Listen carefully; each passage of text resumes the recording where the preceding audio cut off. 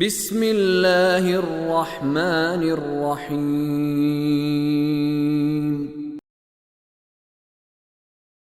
یا ایہا الناس اذکروا نعمت اللہ علیکم هل من خالق غیر اللہ یرزقکم من السماء والارض لا الہ الا هو فأنا تؤفکون وَإِن يُكَذِّبُوكَ فَقَدْ كُذِّبَتْ رُسُلٌ مِّن قَبْلِكَ وَإِلَى اللَّهِ تُرْجَعُ الْأُمُورُ يَا أَيُّهَا النَّاسُ إِنَّ وَعْدَ اللَّهِ حَقٌّ فَلَا تَغُرَّنَّكُمُ الْحَيَاةُ الدُّنْيَا وَلَا يَغُرَّنَّكُم بِاللَّهِ الْغَرُورُ إِنَّ الشَّيْطَانَ لَكُمْ عَدُوٌّ فَاتَّخِذُوهُ عَدُوًّا انما يدعو حزبه ليكونوا من اصحاب السعير الذين كفروا لهم عذاب شديد والذين آمنوا وعملوا الصالحات لهم مغفرة واجر كبير۔ اے لوگو، اللہ نے جو تمہیں نعمتیں دی ہیں انہیں یاد کرو، یا اس کا ترجمہ یہ انہیں یاد رکھو، بھولو نہیں۔ اللہ کی نعمتوں کے احسان کو بھولتے ہو تو خرابی کرتے، احسان فراموشی کر دیتے۔ اے لوگو، اللہ کے جو تم پر احسان ہیں، جو تم پر نعمتیں ہیں، انہیں یاد کرو۔ یہ اپنی نعمتوں کا تذکرہ کر کے خدا ایک سوال پوچھتا ہے، کیا اللہ کے علاوہ کوئی اور بھی خالق ہے جو تمہیں آسمان اور زمین سے رزق دیتا ہو؟ لا الہ الا اللہ، اس کے علاوہ اور کوئی معبود نہیں۔ یعنی جو خالق ہے وہی رازق ہے، وہی رب ہے۔ یہ توحید، توحید خالقیت، توحید ربوبیت، جس میں سے ایک توحید رازقیت۔ اللہ کے علاوہ کوئی اور خالق ہے جو تمہیں آسمان اور زمین سے رزق دیتا ہو، اس کے سوا کوئی معبود نہیں، پس تم کہاں الٹے پھرائے جا رہے ہو؟ یعنی کہاں تمہیں گھمایا جا رہا ہے الٹی باتوں کی طرف، اگر تم اللہ کے علاوہ کسی اور کو اپنا رازق سمجھتے ہو۔ ٹھیک ہے، تو یہ فَأَنَّا تُؤْفَكُونَ، تمہیں کہاں الٹا پھرایا جا رہا ہے، غلط ڈائریکشن میں تمہیں چلایا جا رہا ہے۔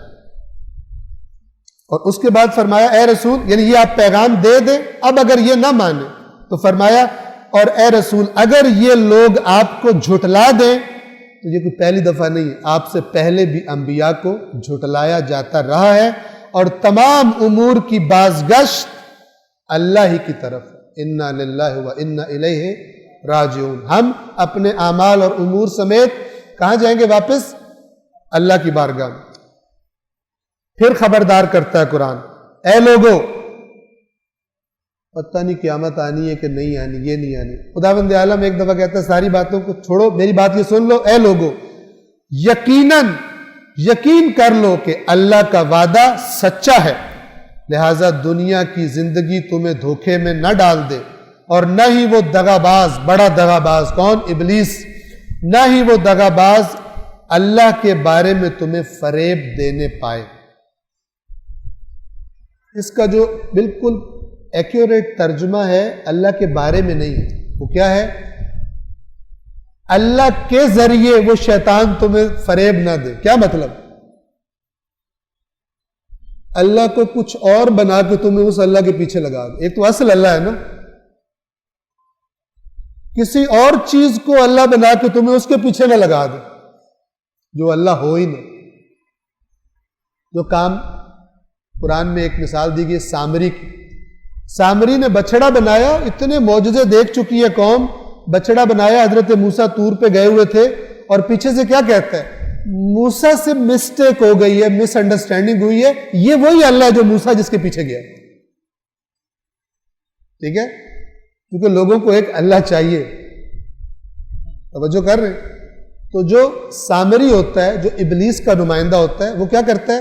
وہ ایک ایسا اللہ گھڑتا ہے کہ جو لوگوں کو بھی زیادہ سوٹ کرتا ہے، لوگوں کی خواہشات ان کو زیادہ پوری ہوتی ہوئی مل رہی ہوتی ہے۔ ٹھیک ہے، اور اس بہانے سے پھر وہ اللہ کے اصل قانون کو خراب کر دے۔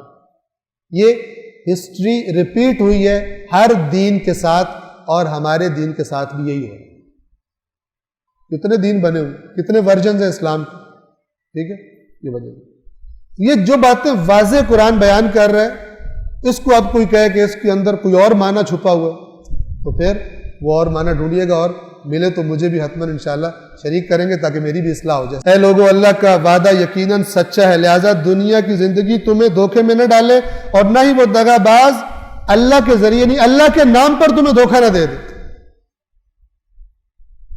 وَلَا يَغُرَّنَّكُمْ بِاللَّهِ، یہ جو باللہ ہے اللہ کے ذریعے، ہم کہتے ہیں نا بسم اللہ، اللہ کے نام کے ذریعے، وہ ہے، ٹھیک ہے، یعنی خدا کے نام، دین کے نام پہ نہ تمہارا کام خراب کر دو، الرٹ رہو۔ شیطان یقیناً تمہارا دشمن ہے، بڑی خوبصورت بات ہے، بس تم بھی اسے دشمن ہی سمجھو۔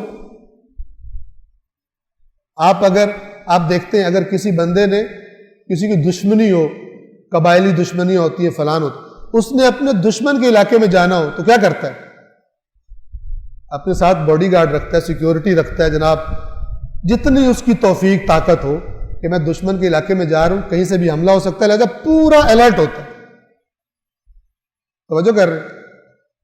کہا کہ وہ جب تمہارا اتنا کھلا دشمن ہے، میں تمہیں بتا رہا ہوں وہ تمہارا دشمن ہے، تو تم تو اس کے لیے بازو کھول کے کھڑے ہوتے، ٹھیک ہے؟ حالانکہ تمہیں تو الرٹ رہنا چاہیے کہ یہ جو میں سوچ رہا ہوں یہ کون سی سوچ ہے، الہی یا شیطانی۔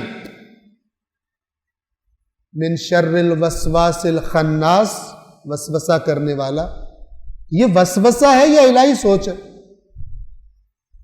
جیسے کل گزرا کہ فرشتوں کے نام پہ جنات کی اطاعت، اصل میں جن تھے لیکن نام فرشتوں کا یوز کیا چونکہ پبلک دھوکہ فرشتوں سے جلدی کھا جاتی۔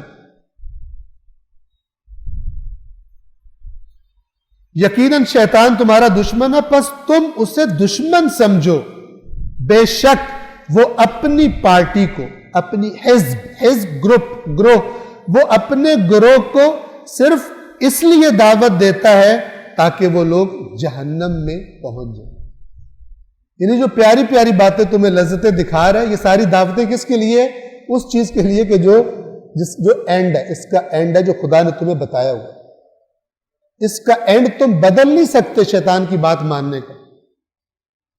اس کی بات مانو گے اینڈ برا ہے، میری بات، اللہ کی بات مانو گے اینڈ اچھا ہے۔ تو اللہ اس کی دعوت پر سے، شیطان کی دعوت اچھی لگتی ہے، گناہ لذیذ لگتے ہیں، لیکن خداوند عالم پردہ اٹھا رہا ہے کہ یہ کہاں دعوت کر رہا ہے، یہ لذت نہ دیکھو، اس کو تھوڑا سا آگے جمپ کرو، اس جہنم کو دیکھو کہ جو اس لذت کے بعد اللہ نے رکھی ہوئی۔ فرمایا کہ وہ تو بس اپنی حزب کو ایک دعوت دیتا ہے، اور وہ ہے لِيَكُونُوا مِنْ أَصْحَابِ السَّعِيرِ، تاکہ جہنم کی آگ کے وہ لوگ بن جائیں، وہاں پہ جانے والے بن جائیں۔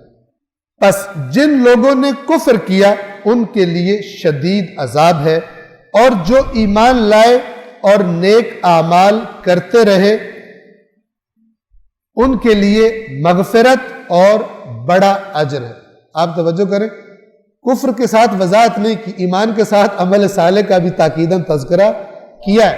حالانکہ اللہ فرما سکتا ہے جنہوں نے کفر کیا ان کے لیے عذاب، جو ایمان لائے ان کے لیے اجر، لیکن اللہ نے سوچا کہ ایمان کے نام لے کے کوئی لوگ ڈرامے بازی نہ کر دیں، ٹھیک ہے؟